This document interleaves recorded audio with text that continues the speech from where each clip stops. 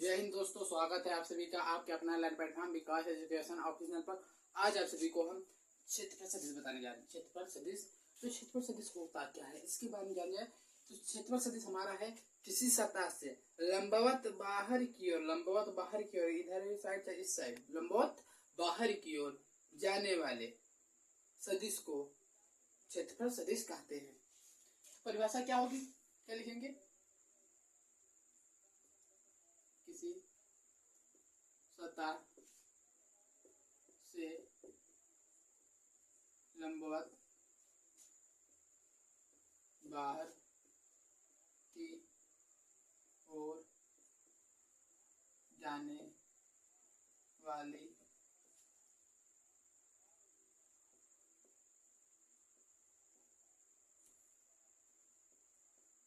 सदिश को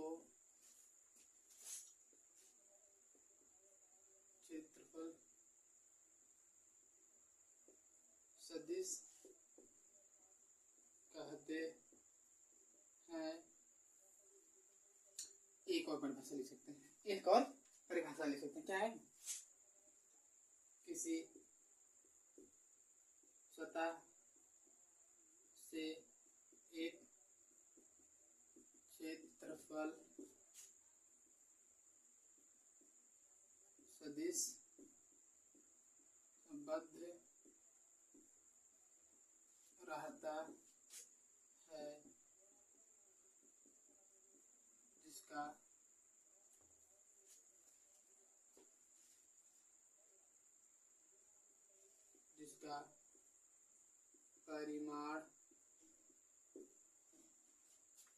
जिसका परिमाण क्षेत्रफल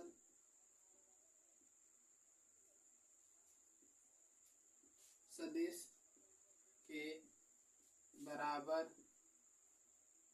तथा दिशा सतह से लंबवत बाहर की ओर होता है। किसी सतह से एक क्षेत्रफल सदिश बद्ध रहता है जिसका परिमाण क्षेत्रफल सदिश के बराबर तथा दिशा के सतह से लंबवत बाहर की ओर होता है। क्षेत्रफल सदिश कहलाता है। अब देखिए क्या बोल रहा है भाई। पहला कंडीशन क्या बोल रहा है भैया, पहली परिभाषा बोल दे तो किसी सतह से लंबवत बाहर की ओर, जैसे हमारे यहाँ एक कोई सतह हो गया,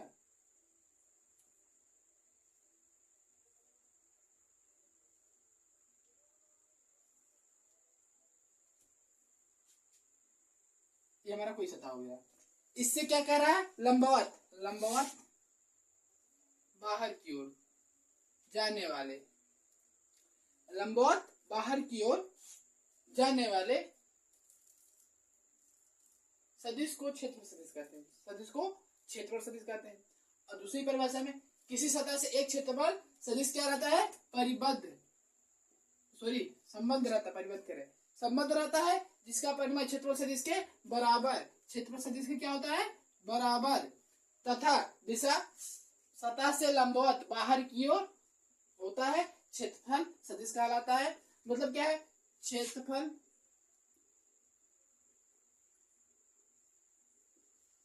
सदिश वेक्टर ए बराबर ए एन कैप होगा। तो ये हमारी परिभाषा होगी। अब हम चाहे कुछ भी ले लें, फुटबॉल गोला सोला कुछ भी ले लें। ये हमारा इसका क्षेत्रफल क्या हमारा ए है। अब इस पर हमें क्या लेते हैं? एक अल्पांश क्षेत्रफल, जिसको हम डीए बोलेंगे। क्यों डीए बोलेंगे? अल्पांश, क्योंकि हम लिखेंगे डीए अल्पांश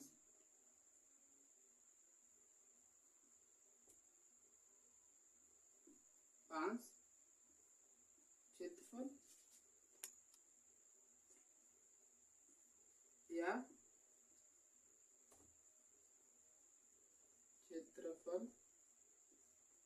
अवयव, इसको हम क्या बोलेंगे, डीए को अल्पांश क्षेत्रफल या क्षेत्रफल अवयव, और जो ए होता है हमारा संपूर्ण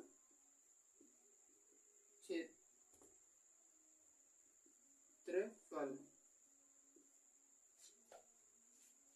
तो जहां आपको इस प्रकार दिखेगा तो हमारा अल्पांश क्षेत्रफल होगा। क्या होगा? अल्पांश क्षेत्रफल होगा। तो देखिए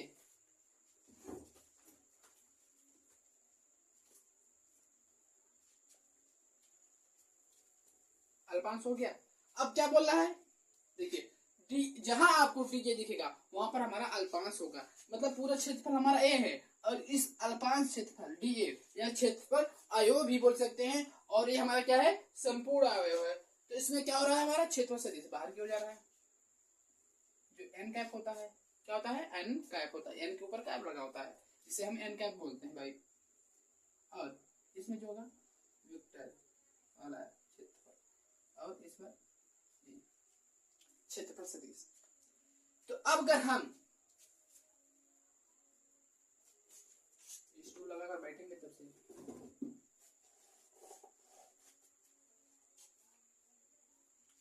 अगर यहां से पूछ ले, अगर यहां से लिख दे क्षेत्रफल, क्या है, क्षेत्रफल अवयव में संबद्ध क्षेत्रफल सदिश, संबद्ध क्षेत्रफल सदिश। अब बताइए भाई, यहाँ पर क्या होगा, डी ए होगा कि ए होगा? हम कहेंगे भाई हमारा क्या होगा, डी ए होगा, जिसके ऊपर वेक्टर लगा होगा। अब क्यों होगा बताइए? क्योंकि क्षेत्रफल अवयव या अल्पांश क्षेत्रफल को हम डी ए से प्रदर्शित करते हैं। तो ए इसके लिए क्या हो जाएगा, d A into n cap लग जाएगा, हमारा एन कैप। और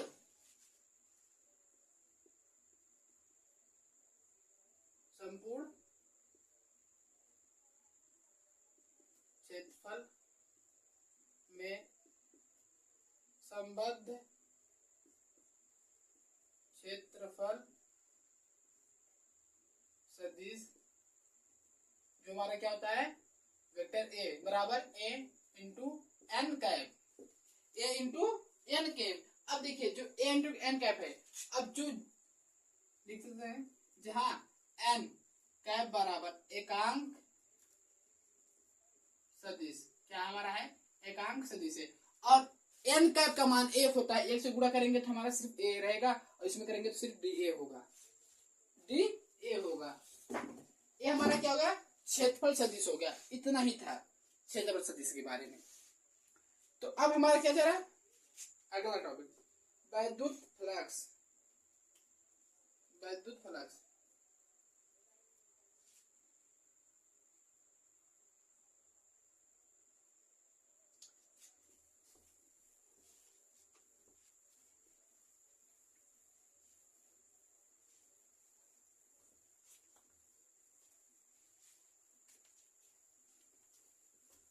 वैद्युत फ्लक्स के बारे में।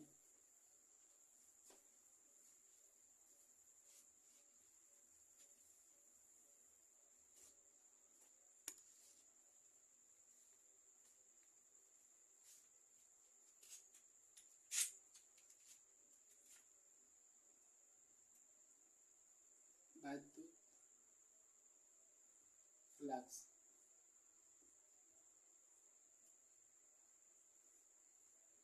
वैद्युत फ्लक्स की परिभाषा वही लिख लें या फिगर बना लें।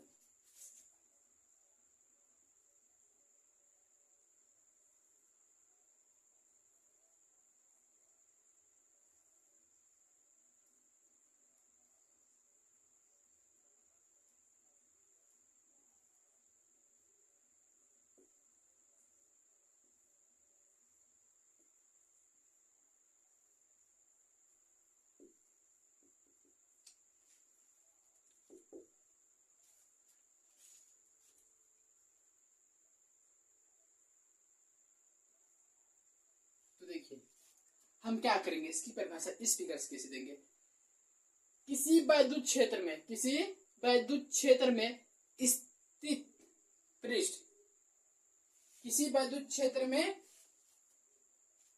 स्थित पृष्ठ से अभिलंबवत गुजरने वाले वैद्युत बल की संख्या को वैद्युत फ्लक्स कहते हैं। अब लिख के दिखाएं, जो है वही, ये हमारा वैद्युत क्षेत्र है जिसमें एक पृष्ठ है जिससे अभिलंबवत गुजरने वाली,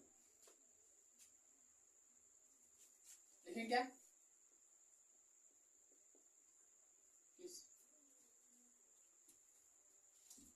वैद्युत वाला लिख रहे हैं, वैद्युत क्षेत्र में स्थित किसी भी सतह से, वैद्युत क्षेत्र में स्थित किसी भी सतह से अभिलंबवत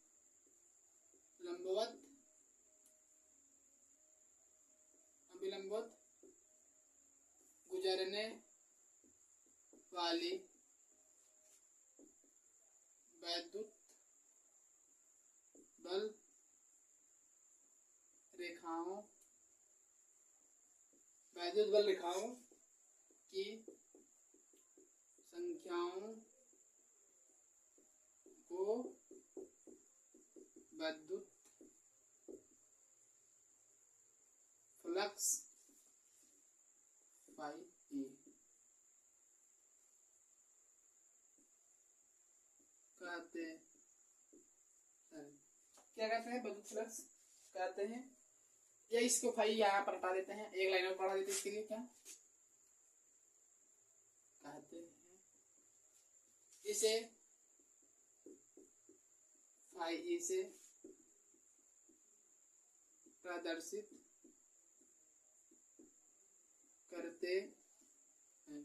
इसे क्या करते हैं, फाई से प्रदर्शित करते हैं, क्या करते हैं, फाई ई से प्रदर्शित करते हैं। मतलब क्या हमारा, इस फिगर को देखिए, इसमें देखिए, वैद्युत क्षेत्र में स्थित किसी भी सतह से, वैद्युत क्षेत्र में स्थित किसी भी सतह से गुजरने वाली या अभिलंबवत, किसी सतह से अभिलंबवत गुजरने वाली, अभिलंबवत गुजरने वैद्युत बल रेखाओं की संख्याओं को वैद्युत फ्लक्स कहते हैं। अब यहाँ पर क्या रेखा गुजर रही है भाई, 4 रेखा दिख रही गुजरते हुए, तो हम यहाँ पर वैद्युत फ्लक्स की मात्रा, मतलब वैद्युत फ्लक्स कितना हो जाएगा, 4।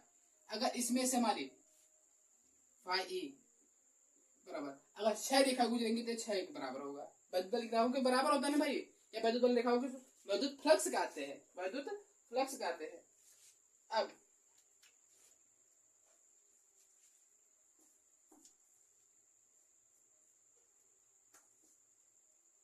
रुकिए, थोड़ा कंडीशन लगाते हैं इसमें भाई,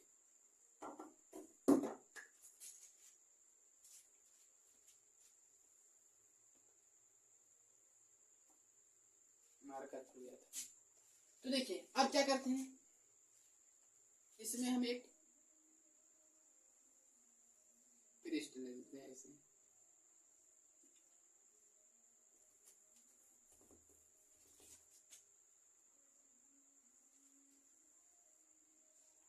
क्या करते हैं, पृष्ठ ले लेते हैं।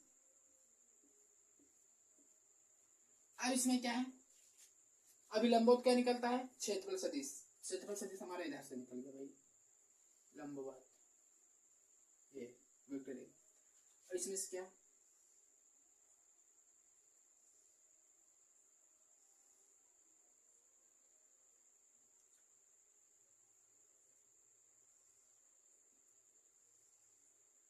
वैद्युत बल रेखाएं जा रही है जो इस बिंदु से होकर इधर जाएगी। अब इसको मिटा देते ऊपर वाला ना, ठीक है, बना रहे हैं आगे के लिए, थोड़ा हम इसको वेक्टर लिखते हैं। अब इनके बीच कोण थीटा बनना है, इनके बीच कोण थीटा बनना है, तो इस पर हम एक क्या लेंगे, घटक, इस पर एक घटक लेंगे जो इसके बराबर होगा, जो हम cos थीटा बोलेंगे। क्यों cos थीटा बोलेंगे भाई, क्योंकि थीटा के पास जो होता है घटक उसको cos थीटा बोलते हैं, और इससे अभिलंबवत जो इस साइड आएगा इसको हम sin थीटा बोलेंगे। क्या, sin थीटा। इतना आपको समझ रहा है ना, आ गया भाई, इतना समझ में आ गया, जा रही है। तब वैद्युत फ्लक्स फाई ई बराबर क्या होगा, फाई ई बराबर, तो हमारा क्या होगा E vector E into vector A, vector E into vector A, vector E into vector A, और ए जो होता है अदिश गुणांक, या इसको हम क्या लिख सकते हैं फाई ई बराबर ई ए कोस थीटा। अब ई कोस थीटा को ऊपर लिख के या इसको नीचे लिख ले, कोई भी दिक्कत नहीं है। अगर कहीं हमें ई ए कोस थीटा लिखे तो हम ए लिख सकते हैं, और कहीं ऐसा लिखा है तो हम इसको ए लिख सकते हैं। तो वैद्युत फ्लक्स क्या आ गया, वैद्युत फ्लक्स ई ए कॉस थीटा, ई ए कॉस थीटा, ई ए कॉस थीटा आ गया। अब नोट करके एक लिखने वाला भाई बात है, नोट, नोट में क्या लिख कर, जैसे देखिए अब मान लेते हैं ए हमारा क्या है संपूर्ण क्षेत्रफल, ये क्या हमारा संपूर्ण क्षेत्रफल, और डी ए क्या हमारा अल्पांश क्षेत्रफल, क्या है अल्पांश क्षेत्रफल, या इसके यहाँ पर लिखते डी हमारा क्या है अल्पांश क्षेत्रफल। अब इसमें वेक्टर लगा रहा है तो हमारा क्या हो जा रहा है, क्या हो जा रहा है क्षेत्रफल सदिश हो जा रहा है, वेक्टर क्षेत्रफल सदिश, और इसका क्या होगा D A, vector D A, ये हमारा क्या हो जाएगा क्षेत्रफल सदिश हो जाएगा। उसके बाद अगर हम ए के लिए हम जो वैद्युत फ्लक्स फाई ई ले रहे हैं तो डी ए के लिए वैद्युत फ्लक्स क्या होगा d phi E, d phi E होगा, डी फाई ई होगा। ये हम आपको इसलिए बता रहे हैं कि जब हम ए लेते हैं तो सदिश ए होता है, और ये लेते ए होता है, और ये हमारा संपूर्ण है तो इसके लिए वैद्युत फ्लक्स इतना है, लेकिन अल्पांश के लिए डी फाई ई होगा वैद्युत फ्लक्स, वैद्युत फ्लक्स। तो देखिए इसको मिटा देते हैं, अब क्या कहेंगे D A vector, D A vector व वेक्टर ई के बीच बनने वाला कोण क्या है, बीच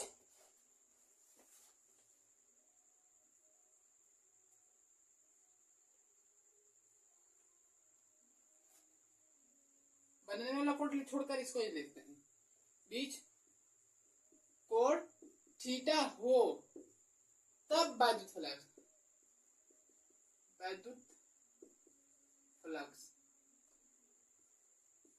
उस प्रकार लिखने जा रहे थे भाई, उस पर थोड़ा और लाइन बड़ी हो जाती, तो इसके लिए हम इसको साइड में लिखते हैं कैसे,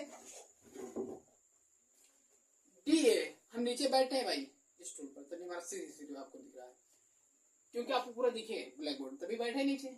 अब क्या है D A vector D A व वेक्टर ई के बीच कोण थीटा हो तब वैद्युत फ्लक्स, तब वैद्युत फ्लक्स हमारा क्या होगा, तब हमारा वैद्युत फ्लक्स क्या होगा, तब हमारा वैद्युत फ्लक्स डी फाई ई बराबर, हमने बोला था भाई डी फाई ई रहता है। अब देखिए डी फाई ई हो गया, अब इसको हम क्या लिख सकते हैं वेक्टर ई, वेक्टर ई रहेगा भाई, इन खत्म हो गई इसमें से,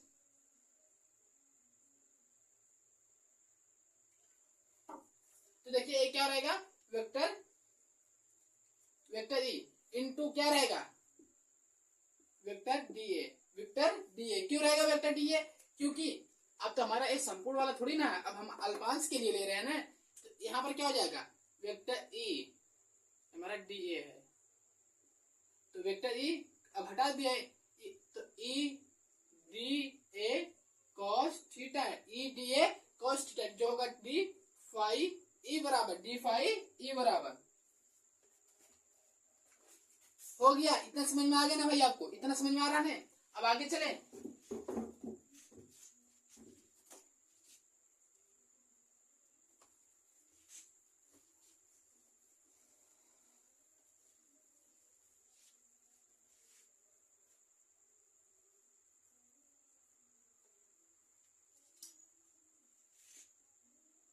वैद्युत फ्लक्स का मात्रक व विमा, मात्रक व विमा तो कैसे होता है, देखिए इसका क्या होता है मात्रक मात्रा क्या होगा भाई,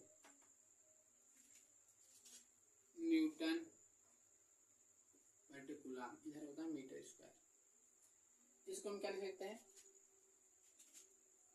न्यूटन मीटर स्क्वायर प्रति कूलम स्क्वायर लिख सकते हैं। इसको और भी लिख सकते हैं क्या, न्यूटन मीटर बटे कूलम और गुणे में मीटर। अब न्यूटन मीटर बटे कूलम बराबर हमारा होता है वोल्ट,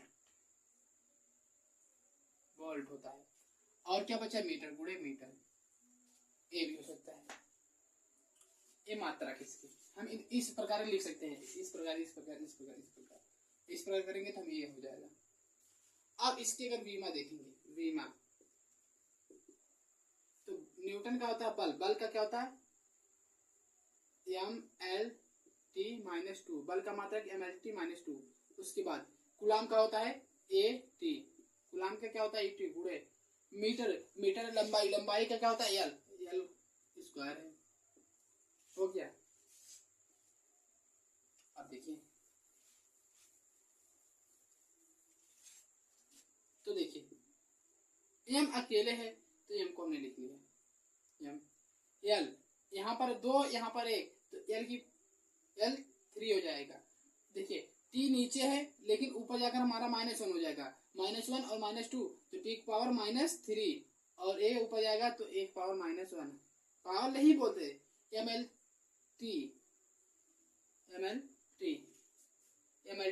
-2 l का स्क्वायर at हो गया। अब ये हमारा क्या हो गया, इसका बीमी सूत्र हो गया, बीमी सूत्र हो गया भाई। अब कुछ पॉइंट इसके और नोट करके लीजिए, क्या है, कुछ पॉइंट हम नोट करवा के लिख रहे हैं ना, इसके हम इम्पोर्टेंट है।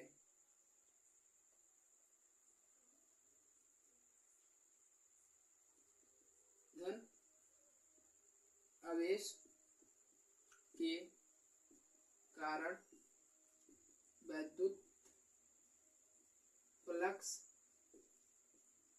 बाहर की ओर होता है, धन आवेश विद्युत फ्लक्स बाहर की ओर होता है, धन आवेश क्या होता है, विद्युत फ्लक्स बाहर की ओर होता है।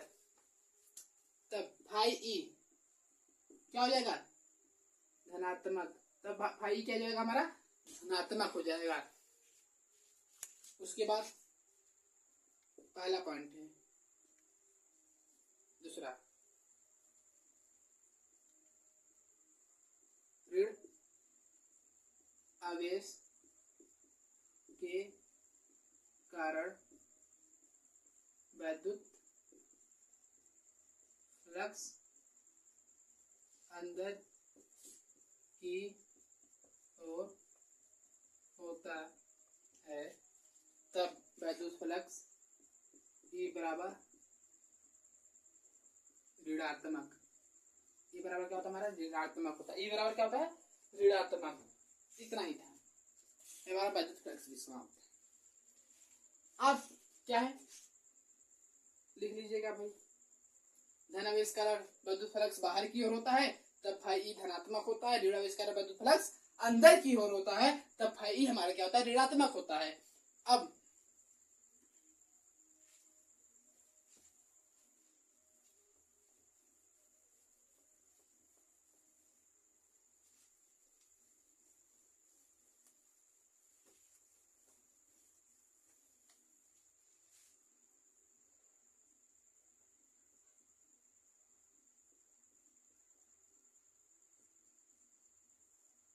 घन को क्या हमारा है, घन को क्षेत्रफल, इस बार हमने अल्पांश डी बिंदु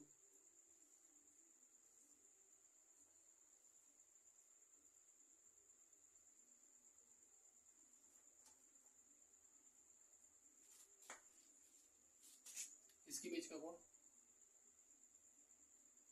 थीटा, जिसको हम ओमेगा, और इनके बीच की दूरी आर हो गया। तो अब बताइए इसकी हम क्या ले सकते हैं, चित्र देखिए समझिए, किसी गोली, किसी अल्पांश गोली पृष्ठ अल्पांश गोली पृष्ठ द्वारा, लिखते चलते तब समझते हैं।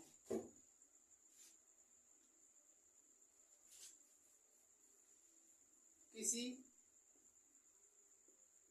अल्पांश गोली पृष्ठ द्वारा, किसी अल्पांश गोली पृष्ठ द्वारा गोले के केंद्र पर, गोले के केंद्र पर क्या कर रहा है, गोले के केंद्र पर, यहाँ पर गोले केंद्र पर बनाए गए कोण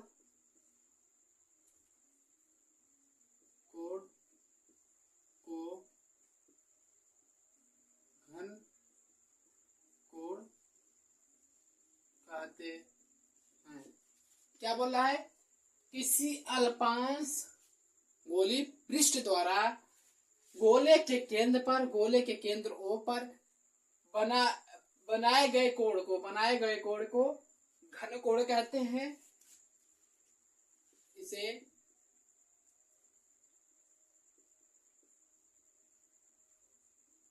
ओमेगा से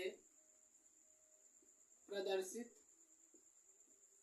करते हैं। इसे क्या करते हैं, ओमेगा से प्रदर्शित करते हैं। तो अब क्या लिखेंगे, डीए अल्पांश द्वारा बनाया गया घन कोण डी डब्ल्यू होगा, D A upon are square, D A अपन क्या हो जाएगा R square, D W area बराबर, सॉरी एरिया अपन त्रिज्या का स्क्वायर, बस डी डब्ल्यू क्यों है, ओमेगा है तो डी डब्ल्यू हो जाएगा। और अगर हम संपूर्ण लिखेंगे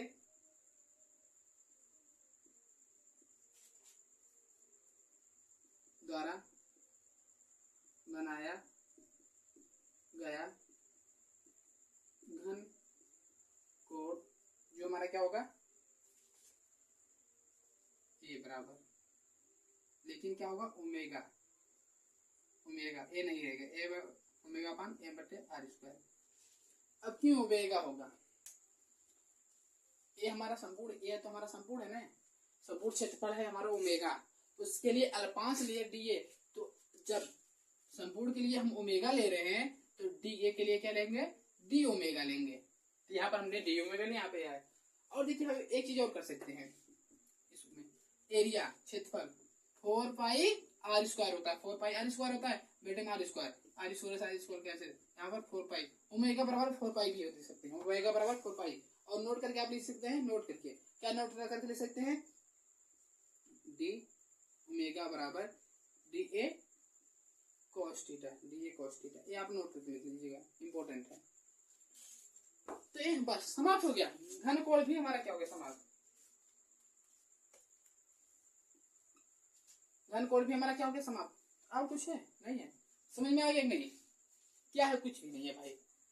किसी अल्पांश गोली पृष्ठ द्वारा गोले के केंद्र पर बनाए गए कोण को घन कोण कहते हैं, इसे ओमेगा से प्रदर्शित करते हैं। तो अल्पांश डी ए द्वारा बनाया गया घन कोण डी ओमेगा बराबर d A upon are square, संपूर्ण के द्वारा बनाया गया घन कोण डब्ल्यू, मतलब सॉरी डब्ल्यू नहीं ओमेगा इसको बोलेंगे, ओमेगा बराबर ए अपन आर स्क्वायर। और एरिया को आपको क्या होता है 4 पाई आर स्क्वायर लिखते हैं, और आर स्क्वायर कैसे 4 पाई आ गया ओमेगा बराबर, बस इतना था घन कोण में, और कुछ भी नहीं था, बस समाप्त हो गया ये घन कोण। अब क्या आ गया,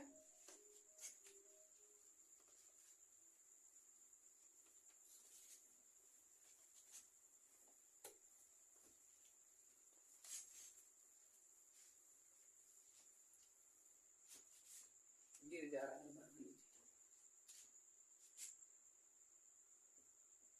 गॉस की प्रमेय। भैया ये थोड़ी ना कठिन है, थोड़ी ना बम है कि उड़ा दोगे या उड़ जाओगी इससे, कुछ भी नहीं है यार, आप सिर्फ देखो।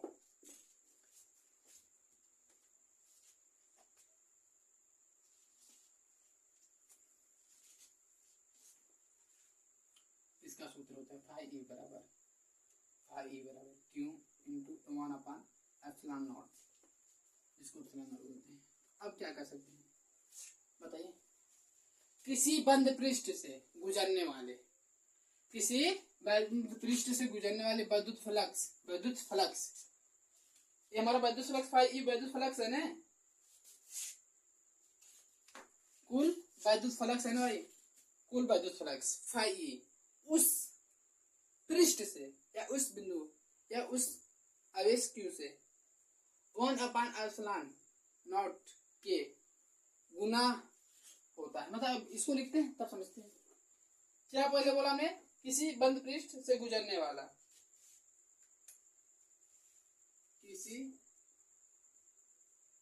बंद पृष्ठ से गुजरने वाला कुल विद्युत फ्लक्स फाई ई उस क्या है, उस पृष्ठ से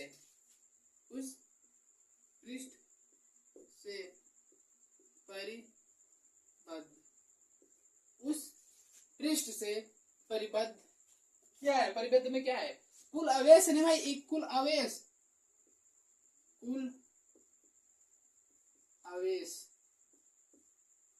के 1/ε0 गुने के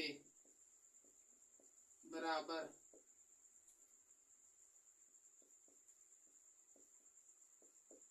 होता क्या है, किसी बंद पृष्ठ से, इसे यहां से लिखे भाई, किसी बंद पृष्ठ से गुजरने वाले कुल विद्युत फ्लक्स उस पृष्ठ से परिबद्ध आवेश, लेकिन कुल आवेश है, कुल आवेश के 1/ε0 के गुने के बराबर होता है। तो फाई ए बराबर हमारा क्या हो जाएगा, क्यू इंटू 1/ε0 गुने के बराबर होता है। तो इसको हम क्या लिख सकते हैं, फाई ए बराबर क्यू अपॉन एप्सिलॉन नॉट भी लिख सकते हैं। तो हमारा क्या होगा, गॉस की प्रमेय, बस इतना ही हमारा गॉस के प्रमेय बोला भाई, और कुछ भी नहीं बोला। गॉस की प्रमेय में क्या बोला, बस इतना ही बोला, समझ में आ गया नहीं। अब गॉस की प्रमेय का सत्यापन में उछल कूद कर रहा है भाई, सत्यापन भी इसकी कर देते हैं। गॉस की प्रमेय का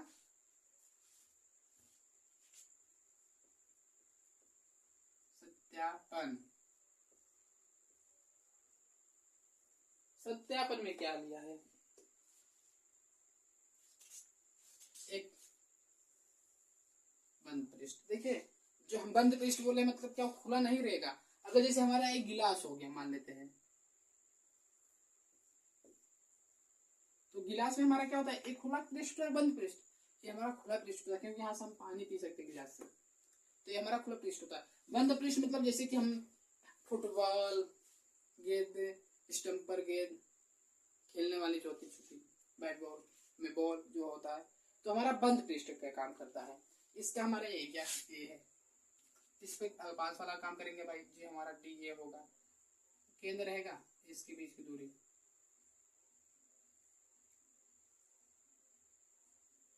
आर होगी, इसके बीच की दूरी आर होगी। तो अब हम क्या लिख सकते हैं, कोण थीटा बनाएगा जिसको हम ओमेगा बोलेंगे, जिसको हम क्या कहेंगे ओमेगा, और इसके एक बिंदु पी होगा, इसमें विद्युत क्षेत्र की साइड होगा। अब बात बताइए क्या करेंगे, क्या लिखेंगे, क्या ले सकते हैं, और जो सदिश वाला होगा उसके लंबवत होगा जिसको डी ए कहेंगे, इसके बीच का कोण थीटा बनाएगा। तो अब इसको हम क्या लिख सकते हैं, लिख के दिखाएं, इसको लिखते हैं, फिगर देख के देखिए, माना क्या है, माना एक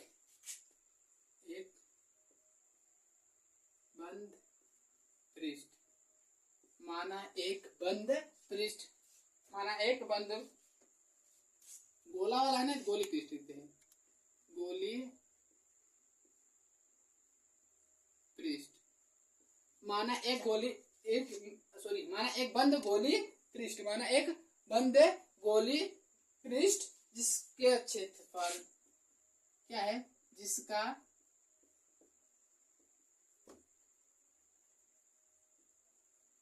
क्षेत्रफल ए है, इसका क्षेत्रफल ए है, बस इतना ही तो लिख रहे हैं, आपको कुछ कर रहे हैं आगे पीछे से, जिसका क्षेत्रफल है तथा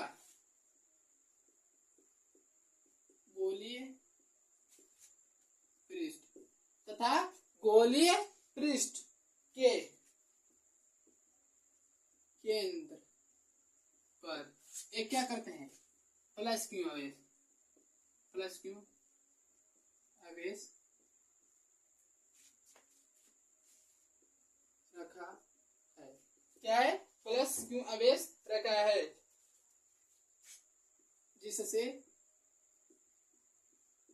आर दूरी पर स्थित बिंदु P पर वैद्युत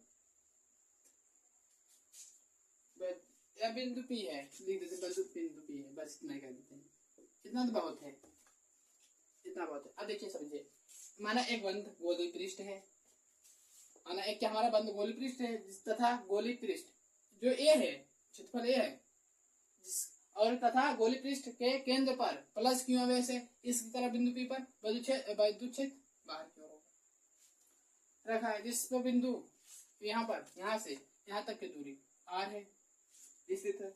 तो देखिए क्या लिखेंगे, वेक्टर चल नहीं रहा है हमारा,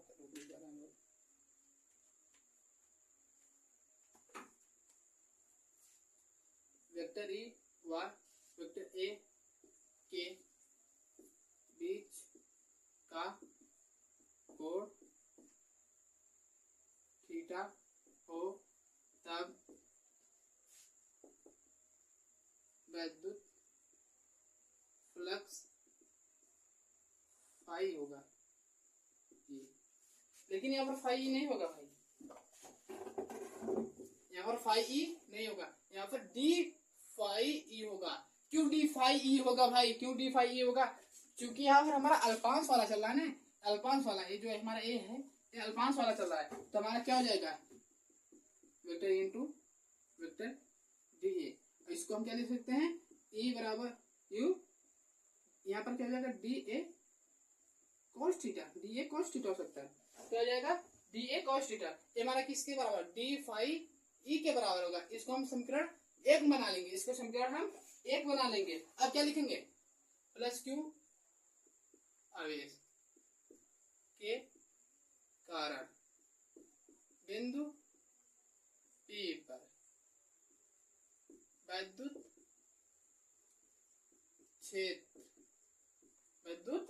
क्षेत्र क्या होगा, E बराबर 1/4 pi epsilon not q upon r square हो जाएगा। यहाँ से भाई देखिए प्लस क्यू आवेश बिंदु P पर, इतना हो गया। इसको हम क्या कर लेते हैं, या इस पे लिख देते हैं समीकरण एक से। अब देखिए समीकरण एक में क्या रखेंगे, यहाँ पर ई है तो डी फाई ई बराबर ई की जगह हम क्या लिख देंगे 1/4 pi epsilon not q into r square, और इंटू क्या हो जाएगा डी ए कॉस थीटा हो जाएगा। इतना समझ में आ गया ना भाई, इतना तारा ने, हम नीचे बैठे हैं दिख रहा होगा, यहाँ तक दिखता रहेगा। तो देखिए डी फाई ई बराबर हम क्या लिख सकते हैं, क्योंकि इधर इससे साइड ला सकते हैं, क्यों अपान 4 पाई एप्सिलॉन नॉट, और जो है डी ए कॉस थीटा बराबर आर स्क्वायर कर देते हैं। तो डी ए, चूंकि डी ए कॉस थीटा बराबर ओमेगा होता है, डी ए कॉस थीटा बराबर हमारा क्या होता है ओमेगा। यहाँ पर देखिए क्या करते हैं, मिटा देते हैं भाई। देखिए अब क्या बचा है, डी फाई ई बराबर q upon 4 pi epsilon not. और देखिए d A cos theta upon r square बराबर हम क्या लिख सकते हैं, ओमेगा। ओमेगा लिख दिए, ये हमारा ओमेगा बराबर हो गया। तो कुल विद्युत फ्लक्स, कुल विद्युत फ्लक्स, कुल विद्युत फ्लक्स फाई ई बराबर, कुल विद्युत फ्लक्स फाई ई बराबर क्या होगा, इंटीग्रेशन डी फाई ई होगा, डी फाई ई होगा, डी फाई ई हो गया। अब क्या है, कैलकुलेशन है भाई, इतना तो समझ में आ चुका होगा क्योंकि हमें मिटाना ही पड़ेगा, मिटाए बिना हमें काम नहीं चलेगा। तो चूंकि डी फाई ई कितना है, डी फाई ई बराबर q upon 4 pi epsilon 0 omega, क्या है ओमेगा। लेकिन ये ओमेगा सिर्फ नहीं, डी ओमेगा है, डी ओमेगा भी क्या रहा है, थोड़ा एक चीज डी ओमेगा छूट जाता है कुछ ना कुछ, डी ओमेगा है। तो अब इसको हम बाहर लिख सकते हैं, कांस्टेंट के रूप में बाहर निकाल सकते हैं। तो फाई ई बराबर q upon 4 pi epsilon not बराबर डी ओमेगा।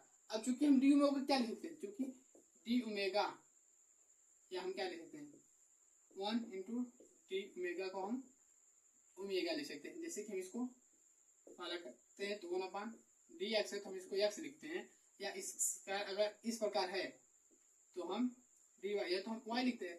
तो ओमेगा हम लिख सकते हैं, मतलब क्या करेंगे इसके लिए,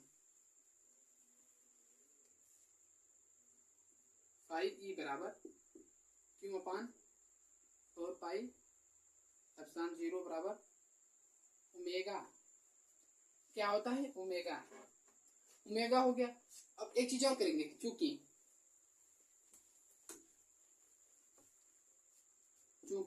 ओमेगा बराबर 4 पाई होता है, 4 पाई, तो क्या होगा फाई ई बराबर q upon 4 pi epsilon not, और यहाँ पर 4 पाई आ जाएगा, 4 पाई 4 पाई कैंसिल, फाई ई बराबर क्यू अपान एप्सिलॉन नॉट। ये हमारा आ गया, ये हमारा हो गया। अब देखिए क्या लिखेंगे, यदि जो हमारा पृष्ठ पर plus Q1 plus Q2 plus Q3 या माइनस Q4 या माइनस Q5 क्या लिख सकते हैं, अर्थात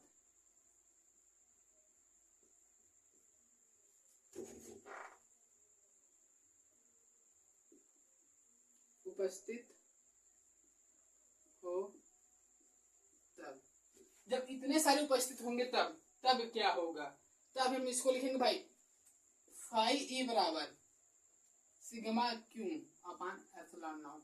सिग्मा लगाते हैं हम, सबका क्या आएगा इसमें व्यंजक, यही गॉस का व्यंजक है, क्या लिख सकते हैं, यही गॉस का व्यंजक है। सिग्मा लगाते हैं, प्लस वाला माइनस वाला पृष्ठ पे जितने भी आएंगे सबको हम ऐड करके लिखेंगे। बस इतना ही था आज के लिए। जय हिंद, आप मिलेंगे नेक्स्ट वीडियो पसंद लाइक कीजिए, शेयर कीजिए और चैनल को सब्सक्राइब भी कीजिए भाई। अब अगले चैप्टर में अगला जो वीडियो होगा अगले टॉपिक के साथ मिलेंगे।